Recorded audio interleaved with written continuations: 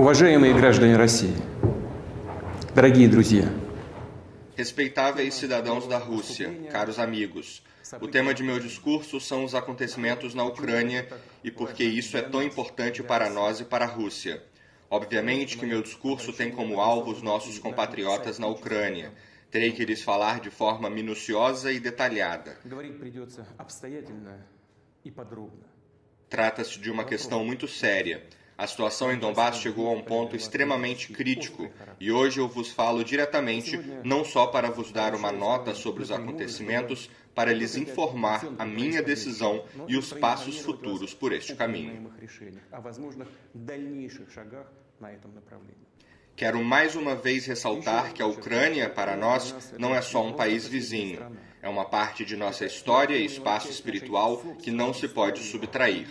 São nossos companheiros próximos, entre os quais não há somente colegas, amigos e ex-companheiros de serviço militar, mas parentes, pessoas com laços de sangue e de família conosco.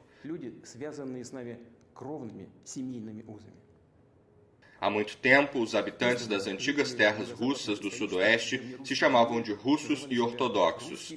Foi assim até o século XVII, quando parte de tais territórios se uniram ao Estado russo e também depois.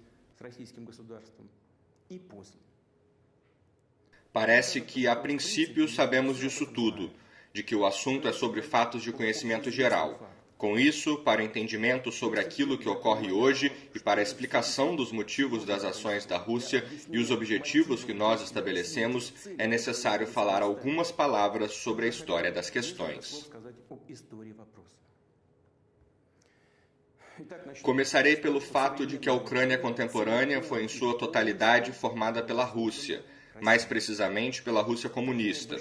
Esse processo se iniciou praticamente logo após a Revolução de 1917.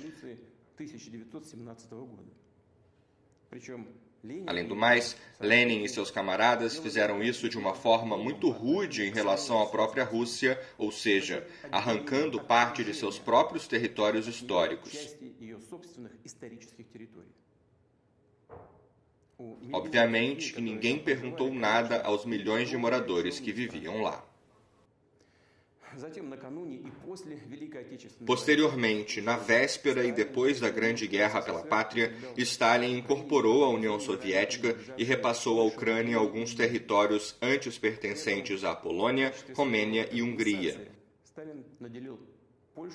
Já na qualidade de compensação, Stalin dividiu para a Polônia uma parte dos territórios autenticamente germânicos e em 1954, por algum motivo, Khrushchev tirou da Rússia a Crimeia e também a deu para a Ucrânia. Foi desta forma que foi formado o território da Ucrânia soviética. Agora eu gostaria de dedicar atenção ao período da formação da União Soviética. Acredito que isso é muito importante para nós. Teremos que ir longe.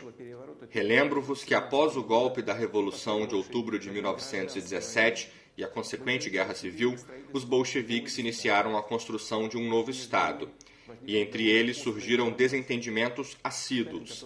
Stalin, que em 1922 conciliou os cargos de secretário-geral do Comitê Central do Partido Comunista da União Soviética e comissário do povo para questões de nacionalidade, propôs a construção dos princípios da autonomização, ou seja, deu às repúblicas da União Administrativa Territorial futura grande empoderamento ao entrarem para o Estado Unido.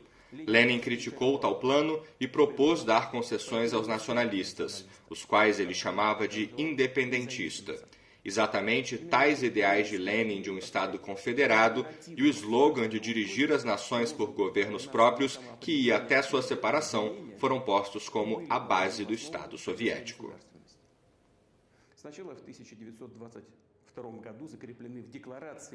Inicialmente, em 1922, isto foi estabelecido na Declaração da Formação da União Soviética e depois da morte de Lenin e na Constituição da União Soviética de 1924.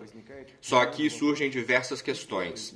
A primeira delas é a principal. Por que tiveram que satisfazer por arbitrariedade quaisquer e em ascensão sem limites as ambições nacionalistas nos arredores de um ex-império?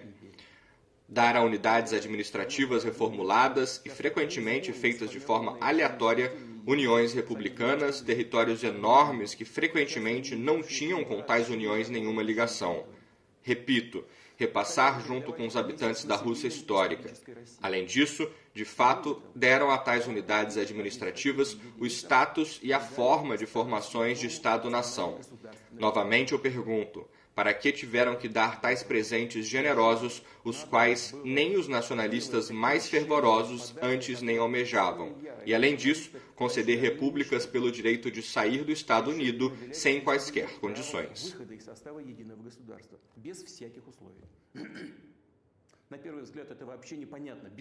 À primeira vista, isso é uma loucura, mas só à primeira vista, porque há uma explicação. Depois da Revolução, a principal tarefa dos bolcheviques era se manter no poder a qualquer custo. Por isso que eles seguiram tudo, as condições humilhantes da paz de Brest, quando a Alemanha Imperial e seus aliados estavam em uma situação militar e econômica difícil, e o resultado da Primeira Guerra Mundial foi inevitável, e na satisfação de qualquer exigência, de qualquer desejo por parte dos nacionalistas dentro do país.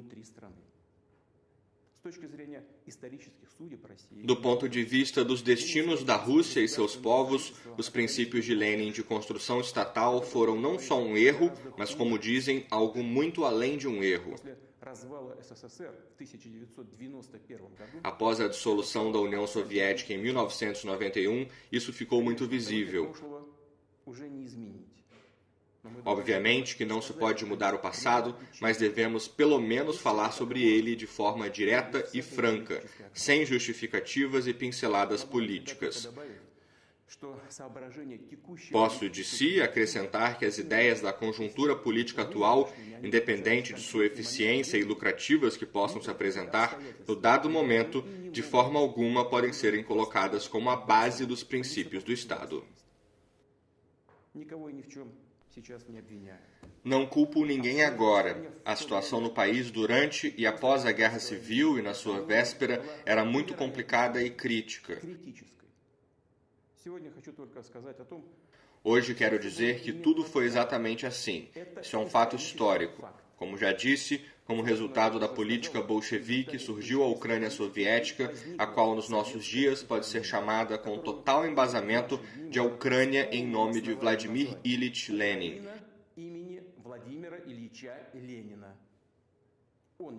Ele foi seu autor e arquiteto. Isso é confirmado por inteiro por documentos arquivados, incluindo as duras diretivas de Lenin sobre Donbass, as quais empurraram para dentro da Ucrânia. Agora, os gratos descendentes derrubaram na Ucrânia os monumentos de Lenin. Eles chamam isso de descomunização.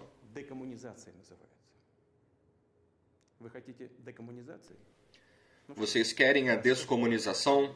Bom, isso nos agrada, mas não se pode percorrer só metade do caminho. Estamos prontos para mostrar para vocês o que significa para a Ucrânia a verdadeira descomunização. Voltando à história da questão, repito, em 1922, no espaço do ex-Império Russo, foi criada a União Soviética. Mas a própria vida logo mostrou que é simplesmente impossível manter tal grande e complicado território, governá-lo sem preposições sólidas nos princípios confederativos. Eles foram arrancados da realidade e da tradição histórica. Assim, tanto o terror vermelho como a rápida passagem para a ditadura de Stalin, o senhorio da ideologia comunista e o monopólio do Partido Comunista do poder, a nacionalização e o sistema planificado da agricultura popular, tudo isso na prática transformou em uma simples declaração e formalidade os princípios não funcionais da estrutura estatal. Nenhum direito soberano foi dado às repúblicas da União, eles simplesmente não existiram. Na prática, foi criado um Estado rigidamente centralizado, absolutamente unitário em seu caráter. Stalin, de fato, realizou de forma total, na prática, suas ideias de Estado e não as de Lenin, mas mudanças correspondentes nos documentos de formação dos sistemas e na Constituição ele não introduziu. Os princípios de Lenin proclamados na construção da União Soviética, ele formalmente não reviu. Sim, a julgar por tudo, não houve a necessidade nas condições de um regime totalitário e tudo funcionava. Por fora, parecia tudo muito bonito, atraente e até mesmo além de democrático. Mas foi tudo uma pena. O fato de que as fantasias utópicas e impecáveis, mas totalmente destrutíveis para qualquer país normal, inspiradas na Revolução, não foram removidas formalmente das bases jurídicas nas quais foi construído nosso Estado. Sobre o futuro, como era de costume ocorrer, antes ninguém pensou. Os líderes do Partido Comunista parecem que estavam seguros de que eles conseguiram criar um sistema de governo resistente e que, à custa de sua política, conseguiram finalmente resolver a questão nacional. Mas a falsificação, mudança de entendimento, manipulação da consciência comum e engano saem muito caro. O veneno das ambições nacionais não sumiu, mas desde o início, a bomba implantada que implodia a imunidade estatal contra a praga do nacionalismo só esperava sua hora. Tal bomba, repito, foi o direito de sair da União Soviética. Na metade dos anos 80, tendo como fundo os problemas socioeconômicos da óbvia crise da economia planificada, a questão nacional se acentuou ainda mais, cujo sentido não foram a espera e as aspirações não realizadas dos povos da União Soviética, mas, antes de tudo, os apetites crescentes das elites sociais. Porém, a liderança do Partido Comunista da União Soviética, no lugar de uma análise profunda da situação, a tomada de medidas adequadas, em primeiro lugar na economia, mas também gradualmente, de forma pensativa, uma transformação do sistema político e do Estado, se limitou por uma verbiagem sobre a restauração do princípio leninista da autodeterminação dos povos.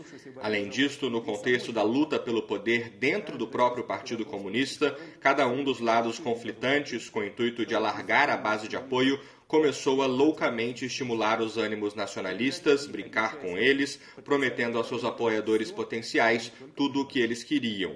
No fundo da tagarelice superficial e populista sobre a democracia e um futuro brilhante, construído seja na economia de mercado ou planificada, mas nas condições do real empobrecimento das pessoas e a total escassez de produtos, ninguém das autoridades não pensou sobre as consequências trágicas e inevitáveis para o país.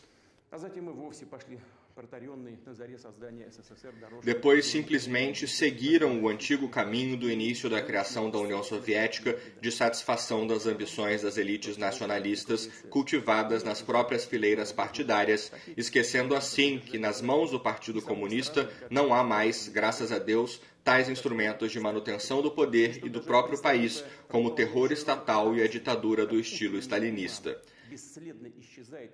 E até o infame papel de dirigente do partido, assim como uma neblina na manhã, some sem rastro bem visível aos seus olhos. Assim, em setembro de 1989, no plenário do Comitê Central do Partido Comunista da União Soviética, foi aprovado um documento fatal, a chamada Política Nacional do Partido em Condições Modernas, a plataforma do Partido Comunista.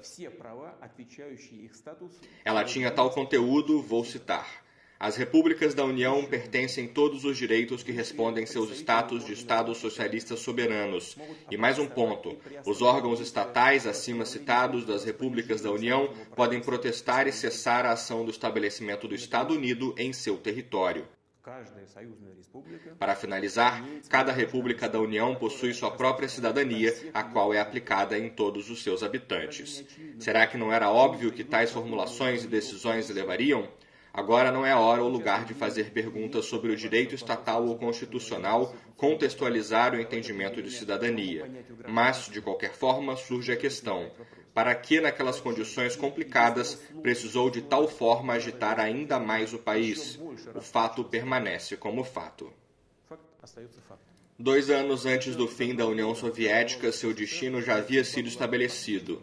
Hoje é que os radicais e nacionalistas, mais do que tudo na Ucrânia, se dão o mérito da conquista da independência.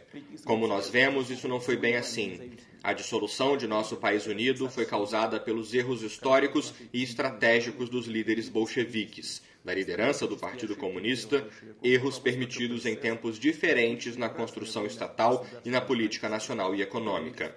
A dissolução da histórica Rússia sob o nome de União Soviética está na consciência deles. Apesar de todas essas injustiças, engano e verdadeiro roubo da Rússia, exatamente o nosso povo reconheceu a nova realidade geopolítica que se formou após o fim da União Soviética e reconheceu os novos estados independentes.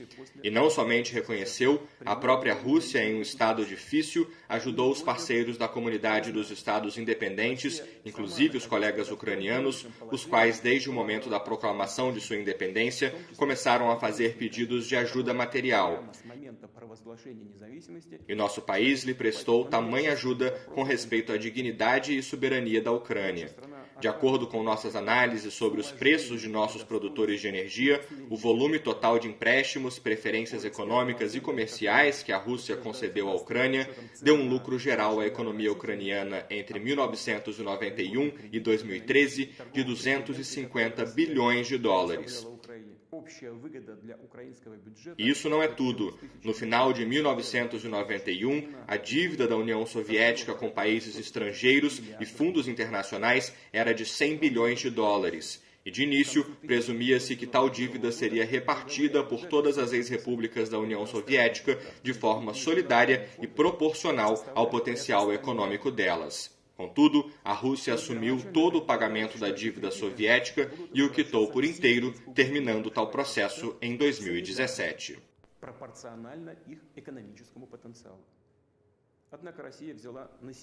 Em troca, os estados independentes deveriam negar suas partes nos ativos soviéticos no exterior e os acordos correspondentes foram firmados com a Ucrânia em dezembro de 1994.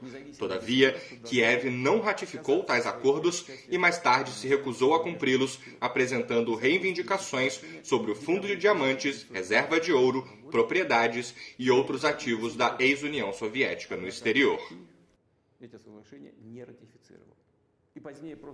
Apesar dos problemas conhecidos, a Rússia sempre cooperou com a Ucrânia de forma aberta, sincera e, repito, com respeito aos seus interesses, e nossas ligações se desenvolveram nas mais diferentes áreas. Assim, em 2011, o comércio bilateral passou dos 50 bilhões de dólares.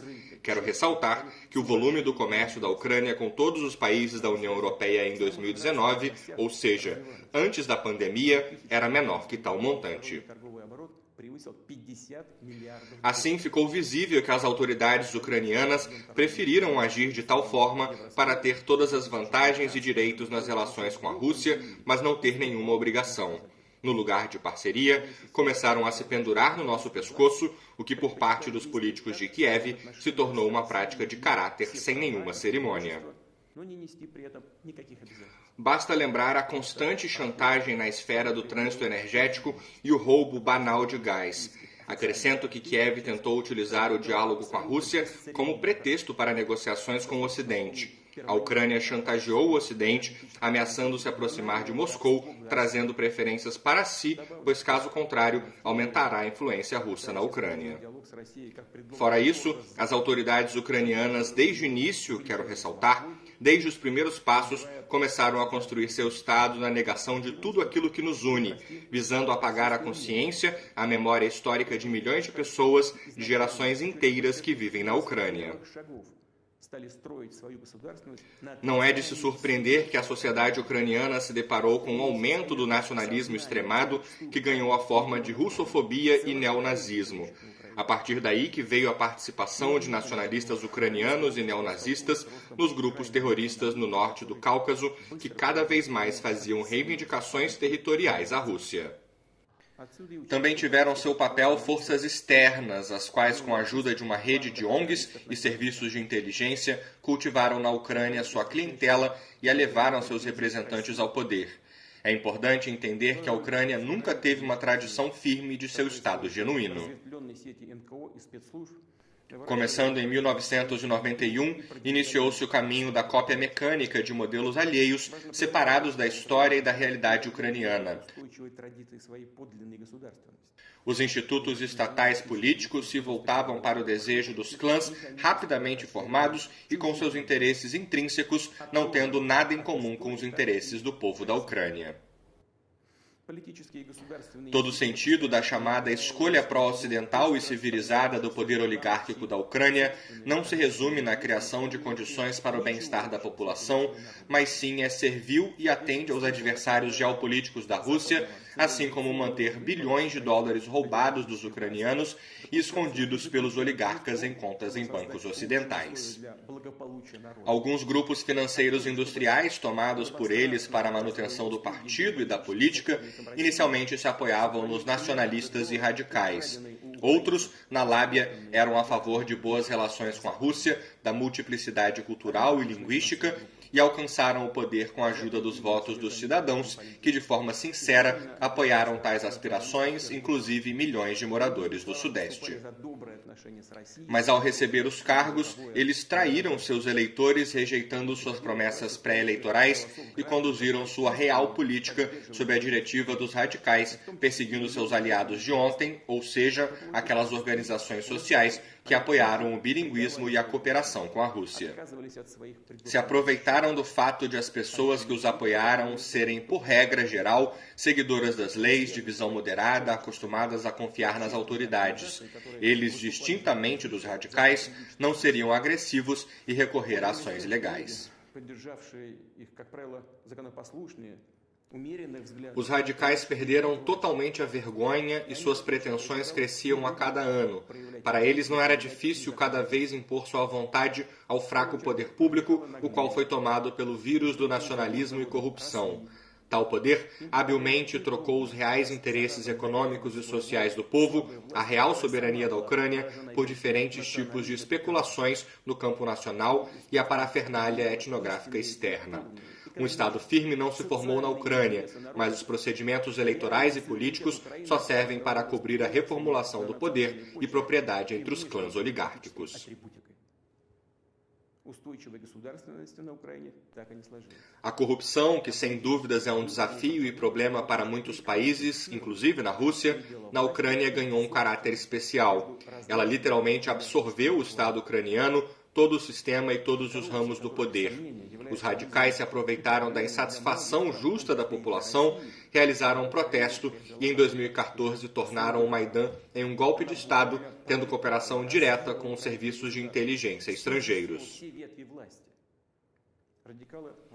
Segundo dados obtidos, a ajuda material do chamado acampamento de protesto na Praça da Independência em Kiev, por parte da Embaixada dos Estados Unidos, foi de $1 milhão por dia. Enormes quantias de dinheiro adicionais eram abertamente depositadas nas contas bancárias dos líderes da oposição. E estou falando de dezenas de milhões de dólares. E quanto receberam as pessoas que realmente sofreram, as famílias daqueles que morreram nos embates provocados nas ruas e praças de Kiev e em outras cidades, é melhor nem perguntar. Os radicais que tomaram o poder organizaram uma perseguição, um verdadeiro terror contra aqueles que se manifestaram contra as medidas inconstitucionais. Zombaram de políticos, jornalistas, líderes sociais e os humilharam publicamente.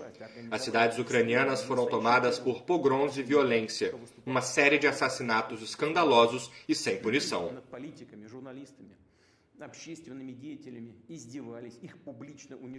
É impossível não se lembrar sem comoção a terrível tragédia em Odessa, quando participantes de uma manifestação pacífica foram selvagemente mortos, queimados ainda com vida na central sindical. Os criminosos que cometeram tal feito não foram punidos e ninguém os procura. Mas nós sabemos até seus nomes e faremos de tudo para os castigar, encontrar e os entregar à justiça. Maidan não aproximou a Ucrânia com a democracia e progresso. Realizando um golpe de Estado, os nacionalistas e forças políticas, as quais os apoiavam, levaram a situação a um beco sem saída e a Ucrânia ao abismo da guerra civil. 8 anos após tais eventos, o país está dividido. A Ucrânia vive uma crise socioeconômica muito forte. De acordo com organizações internacionais, em 2019, quase 6 milhões de ucranianos, enfatizo que isso é cerca de 15%, não dos aptos ao trabalho, mas de toda a população do país, foram forçados a emigrar em busca de trabalho, e muitas vezes, como regra, para ganhos diários não qualificados. O seguinte fato também é expressivo. Desde 2020, mais de 60 mil médicos e outros profissionais de saúde deixaram o país durante a pandemia. Desde 2014, as tarifas de abastecimento de água aumentaram quase 1/3, de eletricidade várias vezes, de gás para residências dezenas de vezes. Muitas pessoas não têm dinheiro para pagar pela água e luz e eles literalmente têm que sobreviver. E o que aconteceu? Por que tudo isso está acontecendo? A resposta é óbvia, porque o dote, recebido não apenas da era soviética, mas também do Império Russo, foi desperdiçado e levado para os bolsos. Dezenas e centenas de milhares de empregos foram perdidos, o que, graças, entre outras coisas, à estreita cooperação com a Rússia, deu às pessoas uma renda estável e trouxe impostos ao tesouro. Indústrias como engenharia mecânica, instrumentação, eletrônica, construção naval e construção de aeronaves estão jogadas ou completamente destruídas e, de fato, que uma vez se orgulhavam não apenas a Ucrânia, mas toda a União Soviética. Em 2021, foi dissolvida a fábrica de construção de navios Chernomorsk, em Nikolaev, cujos primeiros estaleiros foram construídos ainda durante a czarina Ekaterina II. A empresa Antonov, desde 2016, não lançou nenhum avião de série e a fábrica Yuzmash, especializada na produção de tecnologia de foguetes espaciais, ficou à beira da falência, assim como a metalúrgica Kremenchugsk. E por aí vai a lista. Quanto ao sistema de transporte de gás que foi criado por toda a União Soviética, está tão degradado que sua operação está associada a grandes riscos e custos ambientais. E a esse respeito surge a pergunta: é a pobreza, a desesperança, a perda do potencial industrial e tecnológico, essa é a escolha civilizacional pró-ocidental que vem enganando e enganando milhões de pessoas por muitos anos, prometendo-lhes o paraíso? Na verdade, tudo se resumiu ao fato de que o colapso da economia ucraniana é acompanhado pelo roubo total dos cidadãos do país e a própria Ucrânia foi simplesmente conduzida sob controle externo. Isso é feito não apenas a pedido das capitais ocidentais, mas também, como dizem, diretamente no local, por meio de toda uma rede de consultores estrangeiros, ONGs e outras instituições implantadas na Ucrânia. Eles têm um impacto direto em todas as decisões pessoais mais importantes, em todos os ramos e níveis de governo, desde o central e até o municipal, nas principais empresas e corporações estatais, incluindo o Naftogaz, o Ukrenergo, a malha ferroviária ucraniana, Ukroboronprom, Ukposta e a administração de portos marítimos da Ucrânia.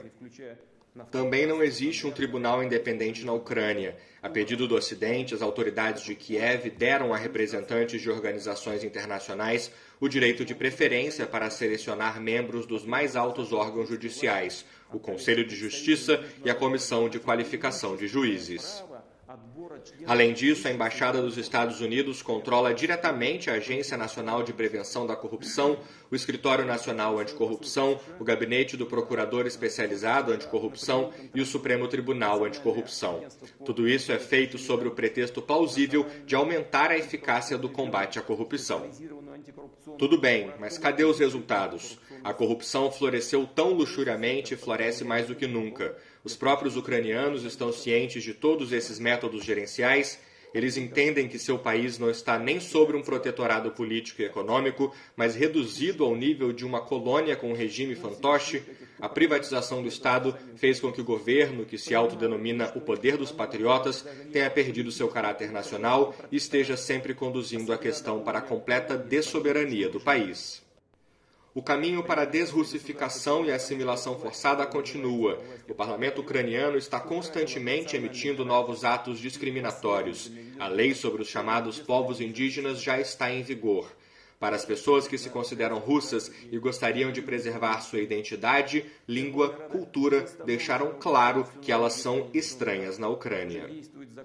De acordo com as leis sobre educação e sobre o funcionamento da língua ucraniana como língua estatal, o idioma russo é removido das escolas, de todas as esferas públicas, até das lojas comuns. A lei sobre a chamada lustração, a limpeza do poder, tornou possível lidar com funcionários públicos indesejáveis. Proliferam os atos que dão aos órgãos de aplicação da lei ucranianos motivos para a dura repressão da liberdade de expressão, a dissidência e a perseguição da oposição. O mundo conhece a triste prática de sanções unilaterais ilegítimas contra outros estados, pessoas físicas e jurídicas estrangeiras. Na Ucrânia, eles superaram seus curadores ocidentais e inventaram uma ferramenta como sanções contra seus próprios cidadãos, empresas, canais de TV, outras mídias e até deputados do parlamento.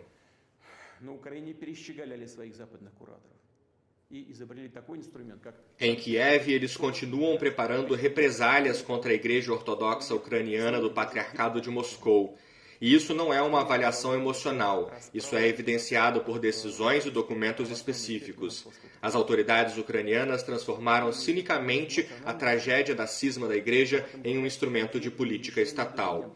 A atual liderança do país não responde aos pedidos dos cidadãos da Ucrânia para revogar as leis que infringem os direitos dos crentes. Além disso, a Rada registrou novos projetos de lei dirigidos contra o clero e milhões de paroquianos da Igreja Ortodoxa Ucraniana do Patriarcado de Moscou. Separadamente, falarei sobre a Crimeia. Os habitantes da península fizeram sua livre escolha, estar junto com a Rússia. As autoridades de Kiev não têm nada a opor a esta vontade clara do povo, por isso apostam em ações agressivas, na ativação de células extremistas, incluindo organizações islâmicas radicais, na infiltração de grupos de sabotagem para cometer ataques terroristas a infraestruturas críticas, sequestrar cidadãos russos.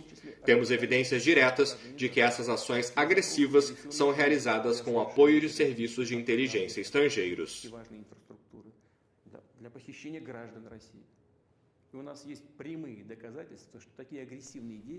Em março de 2021, a Ucrânia adotou uma nova estratégia militar. Este documento é quase inteiramente dedicado ao confronto com a Rússia. Visa atrair estados estrangeiros para o conflito com o nosso país. A estratégia propõe a organização na Crimeia russa e no território de Donbass, na verdade, um submundo terrorista. Também define os contornos da guerra proposta e deve terminar, como parece aos estrategistas de Kiev de hoje, citarei mais adiante, com a assistência da comunidade internacional em termos favoráveis para a Ucrânia.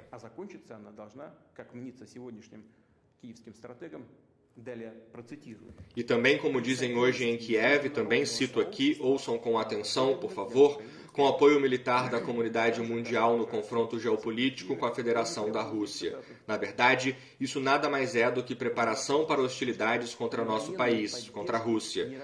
Também sabemos que já houve declarações de que a Ucrânia vai criar suas próprias armas nucleares e isso não é papo furado. A Ucrânia, de fato, ainda possui tecnologias nucleares soviéticas e meios de entrega de tais armas, incluindo aviação, bem como mísseis táticos operacionais Totka-U, também de design soviético, com alcance de mais de 100 quilômetros. Mas eles vão fazer mais, é apenas uma questão de tempo. Há atrasos da era soviética. Assim, será muito mais fácil para a Ucrânia adquirir armas nucleares táticas do que para alguns outros estados. Não os citarei agora, que realmente conduzem tais desenvolvimentos. Com o aparecimento de armas de destruição em massa na Ucrânia, a situação no mundo, na Europa, especialmente para nós, para a Rússia, mudará da maneira mais radical. Não podemos deixar de reagir a este perigo real, especialmente, repito, que os patronos ocidentais podem ajudar no aparecimento de tais armas na Ucrânia para criar outra ameaça ao nosso país. Vemos com que persistência o fortalecimento militar do regime de Kiev é realizado. Somente os Estados Unidos, desde 2014, destinaram bilhões de dólares para esses fins, incluindo o fornecimento de armas, equipamentos e treinamento de especialistas. Nos últimos meses, as armas ocidentais estão chegando à Ucrânia apenas em um fluxo contínuo, desafiadoramente na frente de todo mundo. As atividades das Forças Armadas e dos Serviços Especiais da Ucrânia são lideradas por conselheiros estrangeiros, sabemos disso muito bem. Nos últimos anos, sob o pretexto de exercícios, contingentes militares de países da OTAN têm estado quase constantemente presentes no território da Ucrânia. O sistema de comando e controle das tropas ucranianas já está integrado aos da OTAN. Isso significa que o comando das Forças Armadas ucranianas, mesmo unidades e subunidades individuais, pode ser exercido diretamente a partir do quartel-general da OTAN. Os Estados Unidos e a OTAN iniciaram o desenvolvimento desavergonhado do território da Ucrânia como teatro de potenciais operações militares. Exercícios comuns, regulares, têm obviamente um foco antirrusso. Só no ano passado, mais de 23 mil militares e mais de 1.000 equipamentos participaram. Já foi adotada uma lei sobre a admissão em 2022 das Forças Armadas de outros estados ao território da Ucrânia para participar de exercícios multinacionais.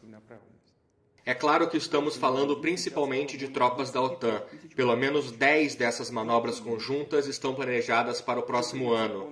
É óbvio que tais eventos servem de cobertura para a rápida construção do agrupamento militar da OTAN no território da Ucrânia. Além disso, a rede de aeródromos modernizados com a ajuda dos americanos, Borispol, Ivano-Frankovsky, Chuguev, Odessa, etc., é capaz de garantir a transferência de unidades militares no menor tempo possível. O espaço aéreo da Ucrânia está aberto para voos de aeronaves estratégicas e de reconhecimento dos Estados Unidos, veículos aéreos não tripulados que são usados para monitorar o território da Rússia. Acrescento que o Centro de Operações Navais de Oshakovo, construído pelos americanos, permite assegurar a atuação dos navios da OTAN, incluindo o uso de armas de alta precisão por eles contra a frota do Mar Negro da Rússia e a nossa infraestrutura ao longo de toda a costa do Mar Negro.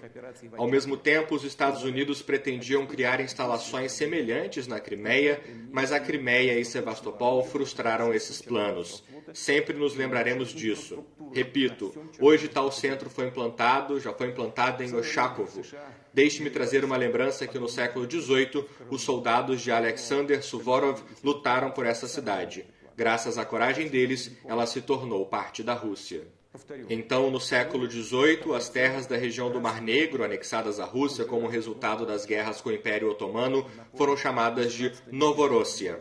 Agora, elas estão tentando esquecer esses marcos da história, bem como os nomes de figuras militares estatais do Império Russo, sem cujo trabalho a Ucrânia moderna não teria muitas grandes cidades e até mesmo a saída para o Mar Negro. Recentemente, um monumento a Alexander Suvorov foi demolido em Poltava. O que você pode dizer? Renunciar a seu próprio passado? Da chamada herança colonial do Império Russo? Bem, então seja consistente aqui. Observo que o artigo 17 da Constituição da Ucrânia não permite a implantação de bases militares estrangeiras em seu território, mas descobriu-se que essa é apenas uma convenção que pode ser facilmente contornada. Missões de treinamento dos países da OTAN estão implantadas na Ucrânia. Essas, de fato, já são bases militares estrangeiras.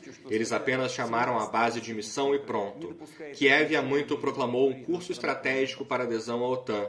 Sim, claro, cada país tem o direito de escolher seu próprio sistema de segurança e concluir alianças militares. E tudo parece ser assim, se não por um porém. Documentos internacionais registram expressamente o princípio da segurança igual e indivisível, que, como se sabe, inclui a obrigação de não fortalecer a própria segurança em detrimento da segurança de outros Estados. Também posso me referir aqui à Carta da OSCE para a Segurança Europeia de 1999, adotada em Istambul, e à Declaração de Astana da OSCE de 2010. Em outras palavras, a escolha de maneiras de garantir a segurança não deve representar uma ameaça para outros Estados e a entrada da Ucrânia na OTAN é uma ameaça direta à segurança da Rússia. Vale lembrar que em abril de 2008, na cúpula de Bucareste da Aliança do Atlântico Norte, os Estados Unidos forçaram a decisão de que a Ucrânia e, a propósito, a Geórgia se tornariam membros da OTAN. Muitos aliados europeus dos Estados Unidos já estavam bem cientes de todos os riscos de tal perspectiva, mas foram forçados a aceitar a vontade de seu parceiro sênior. Os norte-americanos simplesmente os usaram para realizar uma política antirrussa declarada. Vários Estados-membros da aliança ainda estão muito céticos quanto ao aparecimento da Ucrânia na OTAN. Ao mesmo tempo, algumas capitais europeias nos dizem: por que vocês se preocupam? Isso não vai acontecer literalmente amanhã. Na verdade, nossos parceiros americanos também estão falando sobre isso. Bom, respondemos, não amanhã, então depois de amanhã. O que isso muda na perspectiva histórica? Basicamente nada.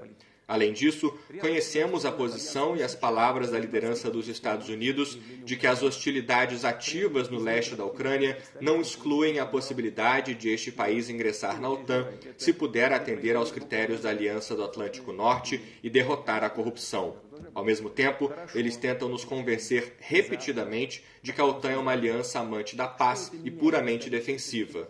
Ou seja, não há ameaças para a Rússia. Mais uma vez, eles se oferecem para dar uma palavra, mas sabemos o valor real de tais palavras. Em 1990, quando a questão da unificação alemã estava sendo discutida, a liderança soviética foi prometida pelos Estados Unidos que não haveria extensão da jurisdição da OTAN ou presença militar 1 polegada para o leste, e que a unificação da Alemanha não levará à expansão da organização militar da OTAN para o leste. Isso é uma citação. Eles falaram e falaram, deram garantias verbais, e tudo acabou sendo da boca para fora. Mais tarde, foi-nos assegurado que a adesão à OTAN dos países da Europa Central e Oriental apenas melhoraria as relações com Moscou, aliviaria esses países dos receios de um pesado legado histórico e ainda criaria um cinturão de estados amigos da Rússia.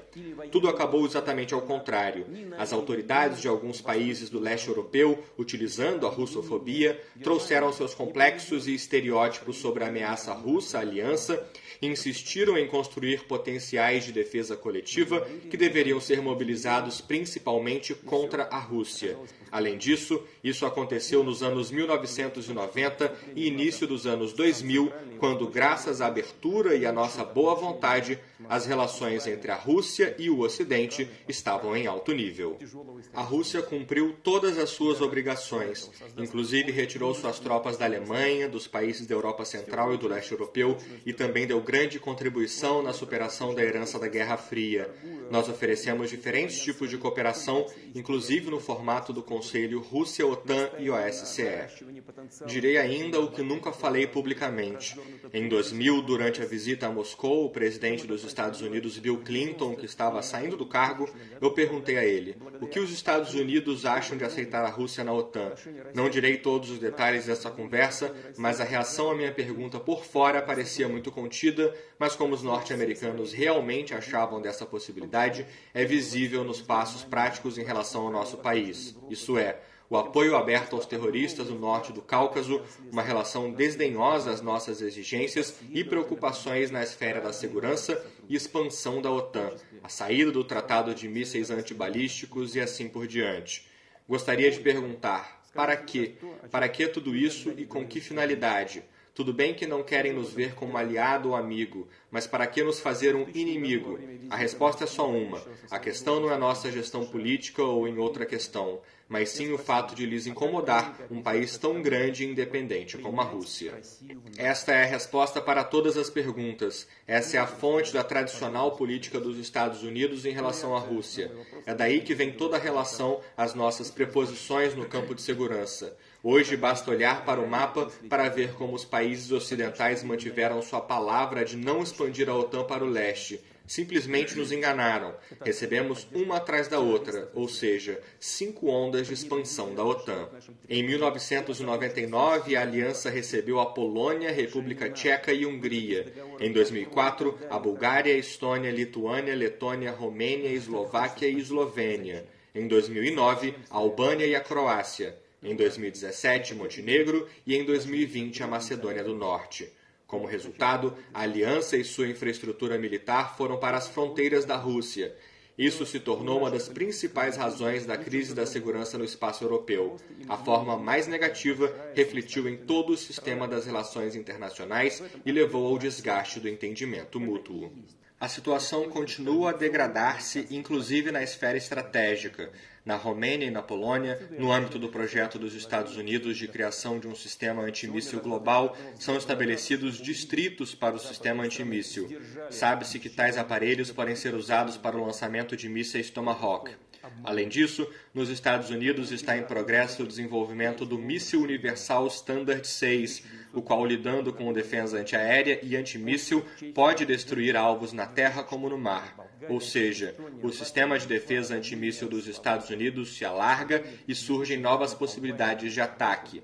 A informação que nós possuímos nos dá razão para acreditar que a entrada da Ucrânia na OTAN e a instalação nela de equipamentos da aliança é uma questão previamente decidida, uma questão de tempo.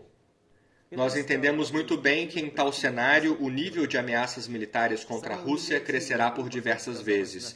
Presto especial atenção ao fato de que cresce o perigo de um ataque repentino contra nosso país. Nos documentos de planejamento estratégico norte-americanos está inserida a possibilidade do chamado ataque preventivo contra os sistemas de mísseis do inimigo. E nós sabemos quem é o principal inimigo dos Estados Unidos e da OTAN: é a Rússia. Nos documentos da OTAN, nosso país é chamado oficialmente de a principal ameaça à segurança euroatlântica. E na qualidade de uma cabeça de ponte para tal ataque, servirá a Ucrânia. Se nossos antepassados tivessem ouvido isso, eles não acreditariam. E nem nós queremos acreditar nisso hoje, mas é assim. Gostaria que entendessem isso na Rússia e na Ucrânia. Muitos aeródromos ucranianos estão localizados próximos de nossas fronteiras. Uma vez lá, a aviação tática da OTAN, incluindo aeronaves com armas de grande precisão, pode destruir nosso território em sua profundeza até os limites em Volgogrado, Kazan, Samara e Astrakhan. A implantação no território da Ucrânia de sistemas de inteligência eletrônica permitirá à OTAN firmemente controlar o espaço aéreo da Rússia até os Urais. Finalmente, depois que os Estados Unidos romperam o Tratado de Forças Nucleares de Alcance Intermediário, o Pentágono já está desenvolvendo abertamente toda uma gama de armas de ataque terrestre, incluindo mísseis balísticos capazes de atingir alvos a uma distância de até 5.500 quilômetros. Se esses sistemas forem implantados na Ucrânia, eles poderão atingir objetos em todo o território europeu da Rússia, bem como além dos Urais. O tempo de voo para Moscou para mísseis de cruzeiro Tomahawk será inferior a 35 minutos. Para mísseis balísticos da área de Kharkov, de 7 a 8 minutos. E para armas de ataque hipersônicas, de 4 a 5 minutos. Isso é chamado diretamente faca na garganta.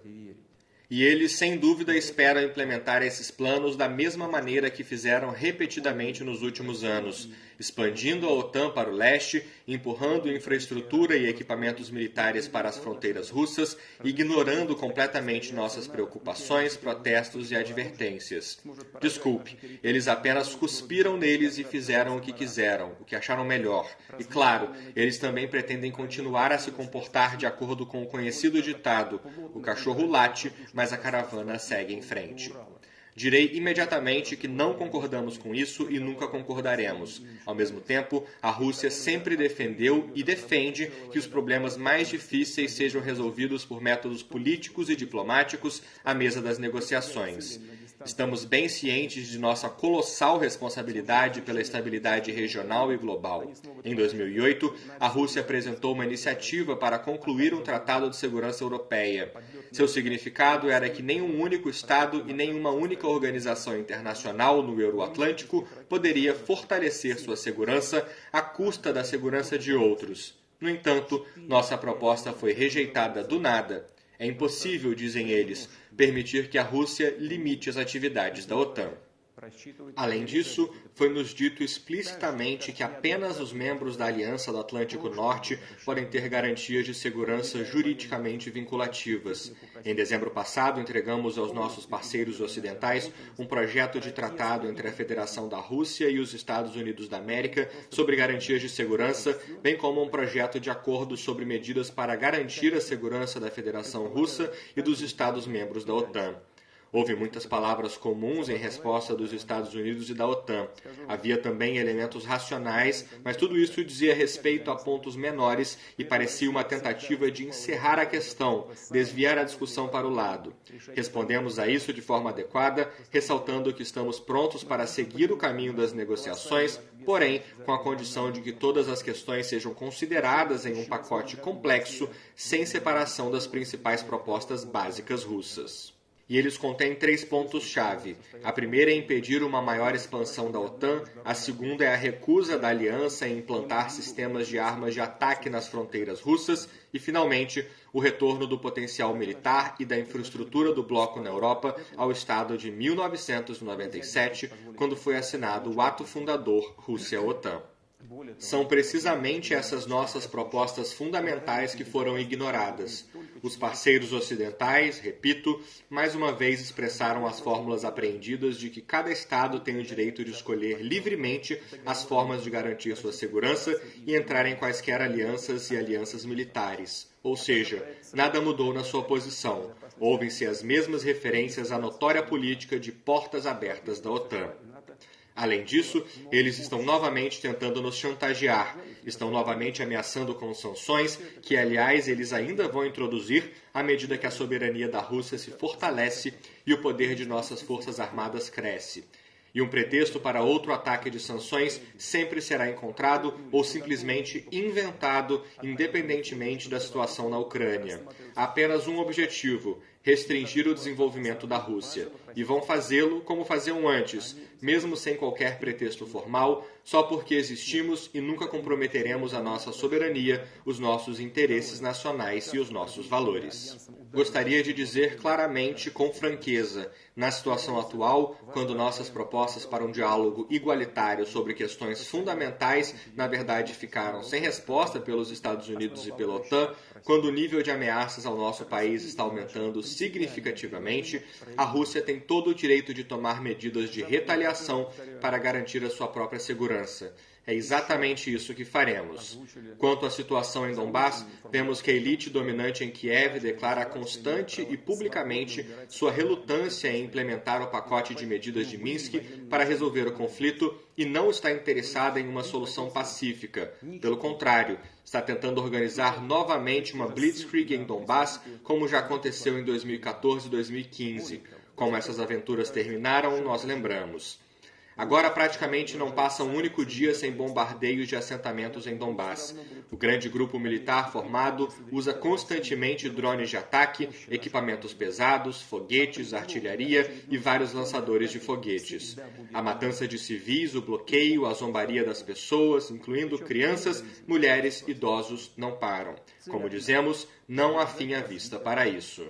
E o chamado mundo civilizado, do qual nossos colegas ocidentais autoproclamados se declaram os únicos representantes, prefere não perceber isso, como se todo esse horror, o genocídio, ao qual estão submetidas quase 4 milhões de pessoas, não existem. E só porque essas pessoas não concordaram com o golpe de Estado apoiado pelo Ocidente na Ucrânia em 2014, se opuseram à elevação ao posto de movimento estatal em direção ao rude nacionalismo agressivo e ao neonazismo. E eles estão lutando por seus direitos elementares: viver em sua própria terra, falar sua própria língua, preservar sua cultura e tradições. Gostaria de dizer claramente, com franqueza, na situação atual, quando nossas propostas para um diálogo igualitário sobre questões fundamentais, na verdade, ficaram sem resposta pelos Estados Unidos e pela OTAN, quando o nível de ameaças ao nosso país está aumentando significativamente, a Rússia tem todo o direito de tomar medidas de retaliação para garantir a sua própria segurança. É exatamente isso que faremos.